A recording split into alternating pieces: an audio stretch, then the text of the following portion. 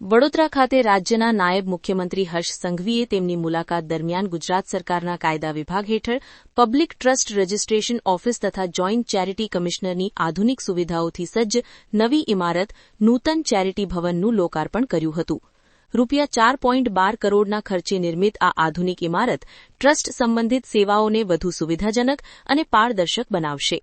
લોકાર્પણ બાદ નાયબ મુખ્યમંત્રીએ કચેરીનું નિરીક્ષણ કર્યું અને પટાંગણમાં વૃક્ષારોપણ કરી પર્યાવરણ સંરક્ષણનો સંદેશ આપ્યો હતો. આ પ્રસંગે રાજ્યમંત્રી ડોક્ટર મનીષાબેન વકીલ, કાયદા સચિવ ઉપેન્દ્ર એમ ભટ્ટ, સંયુક્ત ચેરિટી કમિશનર યોગિનીબેન સિમ્પી, વરિષ્ઠ અધિકારી વનલાજસિંહ જેબલિયા, ઉપસચિવ અમિત ગોહિલ, વિભાગીય અધિકારી સુધાંશુ આચાર્ય સહિત રાજ્યની વિવિધ ચેરિટી કચેરીઓના અધિકારીઓ ઉપસ્થિત રહ્યા હતા. કાર્યક્રમ દરમિયાન નાયબ મુખ્યમંત્રીના હસ્તે સંસ્થાઓને નોંધણીપત્રો પણ વિતરણ કરવામાં આવ્યા હતા.